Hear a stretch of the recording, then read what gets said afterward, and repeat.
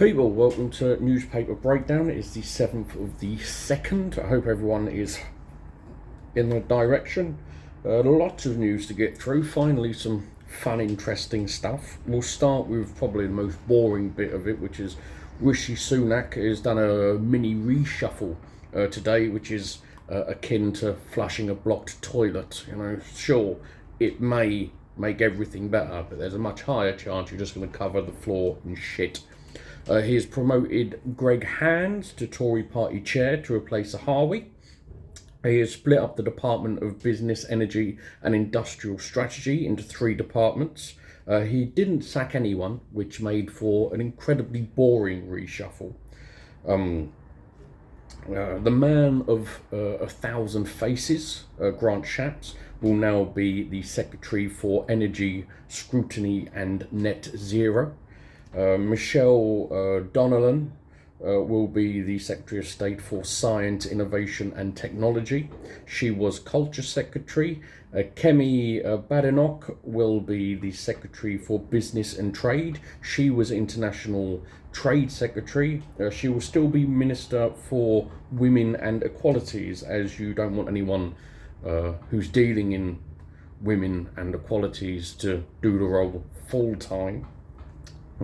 Lucy Fraser is the new Secretary for Culture, Media and Sport. She was Minister for Levelling Up, so you know that she's going to be good. That's all for the reshuffle. Next piece of news is oil and gas firm BP has announced annual profits of $28 billion in 2022, more than double previous profits. This comes, of course, with a large part of the rising gas prices due to the invasion of Ukraine. BP has also announced plans to cut its emissions pledge and plans greater production of oil and gas over the next 7 years compared with previous targets. Profits have, of course, this particular statement has raised more calls for tougher windfall taxes. So very basically, BP got more money and decided to fuck the world over more with it. BP said it had incurred taxes of $15 billion worldwide, its highest annual total, and it still made $28 billion in profit. So we've got space to tax the fuckers more. BP announced it expected the carbon emissions from its oil and gas production would fall by between 20 and 30% by 2030 compared with 2019. Previous targets had been 35 to 40%. So you're looking at between, shall we say, 20 to 10 to 20% more emissions than what they were originally planning for, which isn't good for the world. It's not a good thing. This is because BP would be holding on to some of their assets for longer and investing more in production. Its oil and gas production would be about 2 million barrels of oil equivalent a day in 2030, which is 25% lower than it was in 2019. Once again, the original target that BP set out was to cut production by 40%. So this whole net zero, this whole we're going to get 2030 is a big time. This is the date we really need to be hitting everything hard to make sure that we all don't burn up and die. BP have gone, look at the money, bling bling, fuck yous all, we do what we like.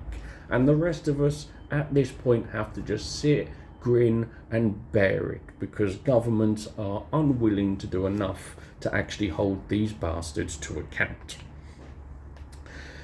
Planned by the Bank of England and Treasury could see the UK using a new digital pound as an alternative to cash by the end of the decade.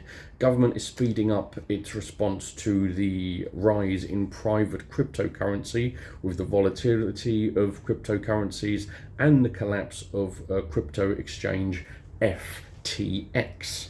The Bank and Treasury will seek to reassure the public that the state-backed Ponzi scheme would be as safe as cash. Moving away from cash is bad for two sets of people. That is the poor and that is the old. Because the poor need cash and so do the old. That's it. It's why when you're walking down the street and you see all of these places that are card only, cashless places, it's not good. It's there for the middle class and the rich, because poor people don't always have access to cards with chip and pin in, so they have to use tax. So they have to use cash. So all these places that are cashless are there saying you do not get to come here. You are not allowed. And that's what we're doing as a society. Anyway, over in the US, researchers from the Tech Transparency Project found that Google are more likely to target anti-abortion ads to low-income women when they are searching for abortion care. This research builds on previous findings of how Google directs users searching for abortion services to so-called crisis centers, organizations that pose as abortion clinics in an attempt to steer women away from accessing abortion care. Think of like parasitic predators, those that try to make themselves seem like something else. So if someone comes around, oh look, it's a little bug comes, oh it's a flower, I like a flower, me, they're delightful. And then you get to the flower and they go, actually no, it's going to fucking eat me. That's what these fucking crisis clinics are. They have no ability to do anything themselves. They're just waiting to pounce on unsuspected vulnerable people. The research was done in 3 areas, those being Atlanta, Miami, and Florida and Phoenix. Lower income women are the group least likely to be able to travel, of course, for abortion care, because traveling can cost thousands of dollars in lost work, transportation, babysitting, and accommodation fees. Miami, strangely, has an inverse result than the other areas, with higher income women being more likely to get the ads. But this may be due to crisis pregnancy centres targeting low-income women in areas with more restrictive abortion laws, with Arizona and Florida both banning abortions after 15 weeks. This adds to the issue with the ads is it can be very misleading, and so you type in abortion care into Google and then the ads will show up for these crisis centres that make it seem that they offer abortion care. However, they do not. Like the fucking child catcher. Oh, you want some candy? We'll give you candy. How about some candy? You want some candy? Now, fuck, gotcha. The misleading ads actually violate Google's own rules on misleading adverts. Google has pledged to clearly label the facilities in the future. However, they pledged this last year, and you can still find thousands of ads that are massively misleading. It's the continuation of all these backward people who claim to be pro-life but fine with shooting up schools and just weird fucks and not giving enough money to children. You can't be pro-life if you just need a baby to be born for some fucking reason, and then once they're born you just ignore them. That's not pro-life.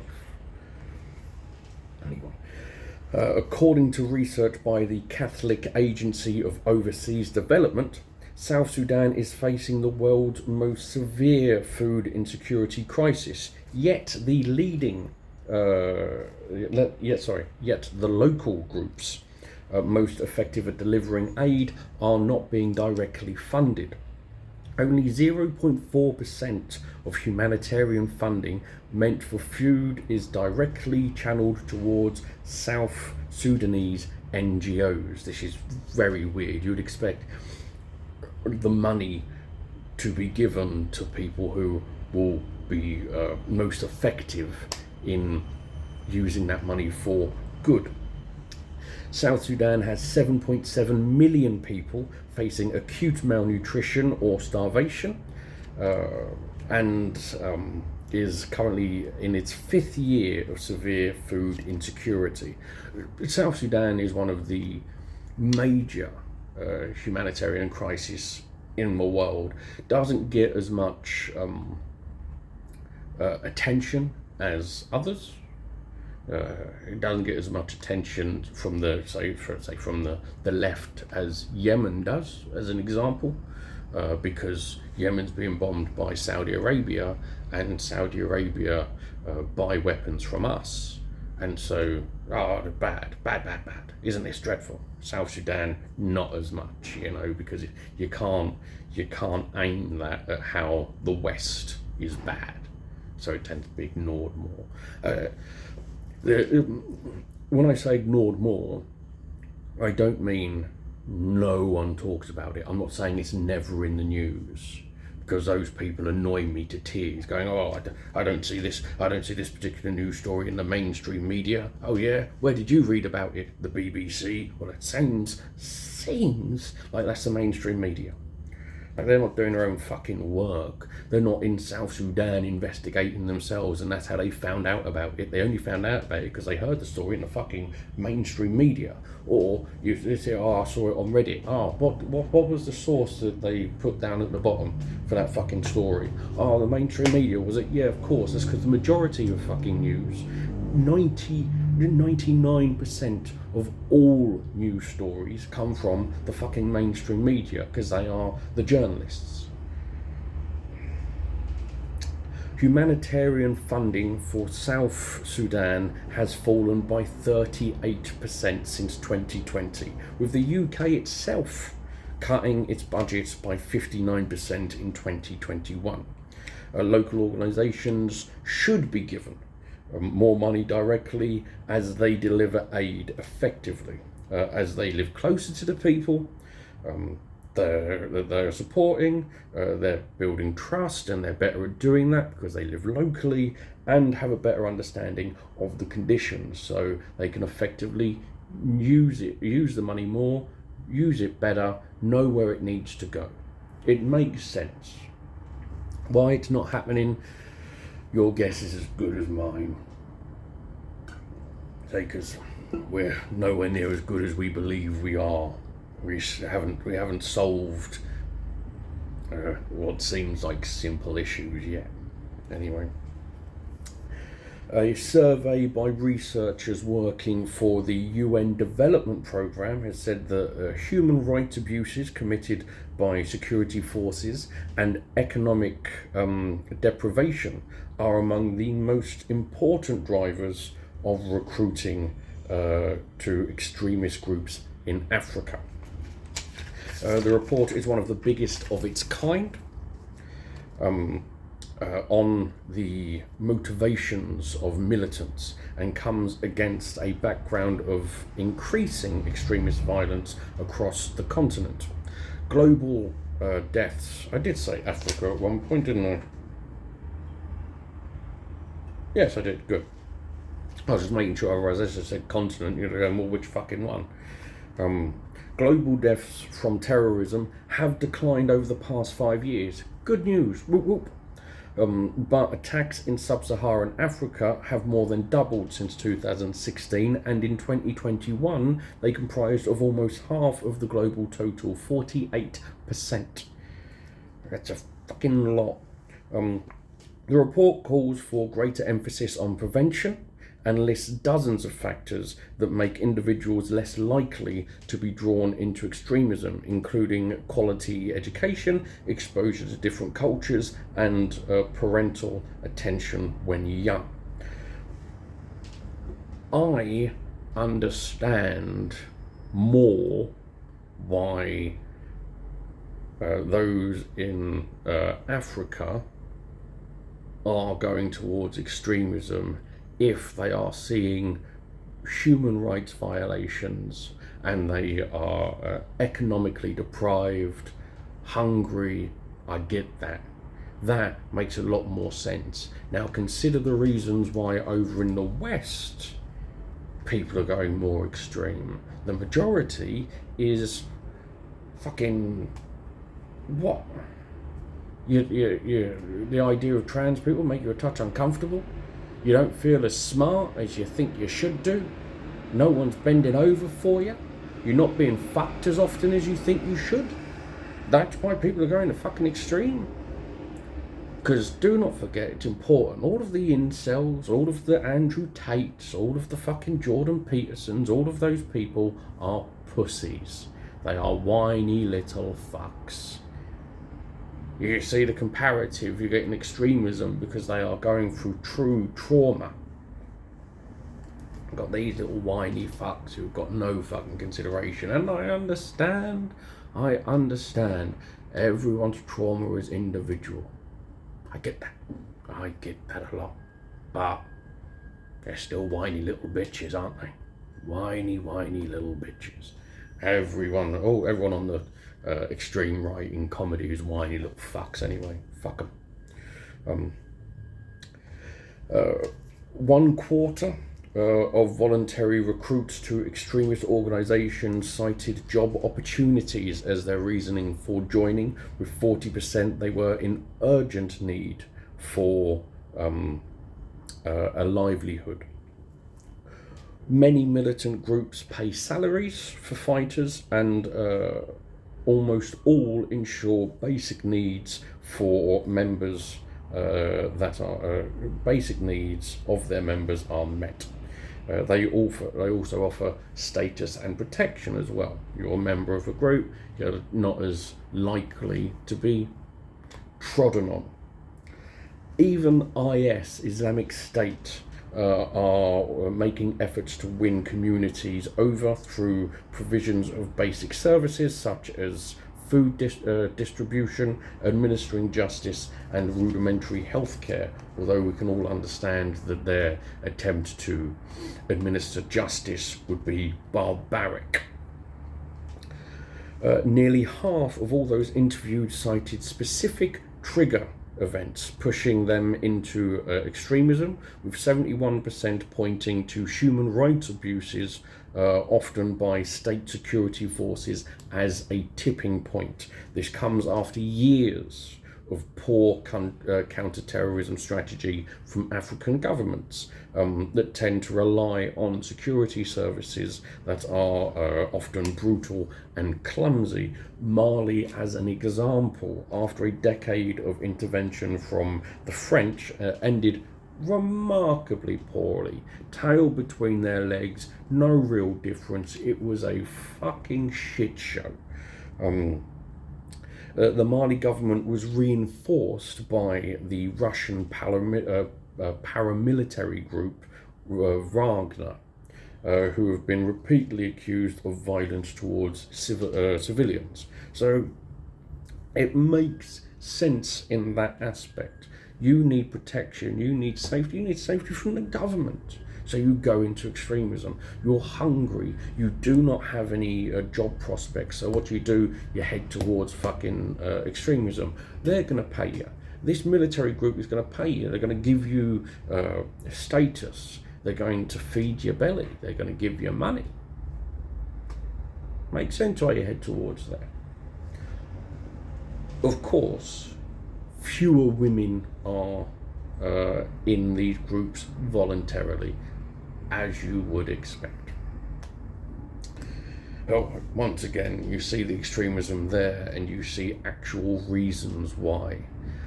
Although there will be many studies on the extremism in this country and America, and deprivation is certainly there, but being in deprivation, no one's covering you at that point. Fucking Proud Boys aren't paying you, are they? Did I miss that? Did I miss that point? Did I see where fucking being a transphobe, a homophobe, a racist? Did I see where that's giving you some dollar? No. Very interesting. Also with the two groups being researched, the group that weren't in the extremist groups tended to have friends that were of a different religion. And that's an important aspect. If you're more diverse in your surroundings, you tend not to become more of a hateful little shit. So, we have 2 stories left. Just weeks ahead of the closing of Tavistock, which is the country's only dedicated children's gender identity clinic, NHS sources have said that there are currently no locations, staff or services in place for trans young people in the UK. There was meant to be new regional centres opened to replace Tavistock. However, the original goal of the centres being opened by spring 2023 cannot be met. That's according to doctors. A lovely win for the anti-trans people. Well done to them. Finally, the Northern Ireland Victims of Crime Commissioner, Geraldine Hanna, has said that rape victims were being forced to choose between healthcare and justice. Victims were asked to consent to excessive personal data being handed out over trials, including counselling notes. In Northern Ireland, victims of serious assault may be referred to counselling, but the police, prosecution or defence may request access to their counselling records, and the victim may be questioned about them in court. Seems dodgy, doesn't it, the whole doctor-patient confidentiality. If you're speaking to a counsellor and you say things to help you deal with your trauma, that can be used against you in a court of law. Seems dodgy. I don't remember that at the start of my counselling meetings when I went to therapy, saying, how's it going? By the way, some of this shit will be used against you. Good God, I would be buggered. So I would. Miss Hannah said she was concerned it was putting victims off accessing crucial support or causing them to censor their words in counselling for fear of how it may be used against them. Very, very valid point. At the beginning of the Sexual Violence Week, which is a week I assume that we are looking to share a light or shine a light on the continued rise and attack of women, not it's Sexual Violence Week, let's all fucking go sexual violence. I assume it's the first one.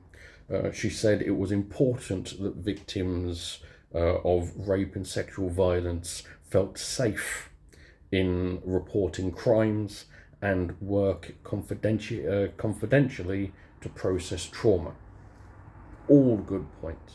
We have seen years, like 99% now of rape cases don't go through far enough to even to court, and when they do, no one gets charged. We're at a very awkward, awful part of history when it comes to this, and adding on extra layers, including you go to try to deal with your trauma in counselling and all of that's used against you. That ain't making it easier, is it? A recent report by the Information Commissioner outlined recommendations for police and prosecuting authorities to tighten the safeguards governing access to a victim's personal data. Good news. This one is a bit longer than usual, I'm aware. But there's some very interesting stuff there, I think we can all agree. So I hope we've all found it interesting, and I shall talk to you tomorrow.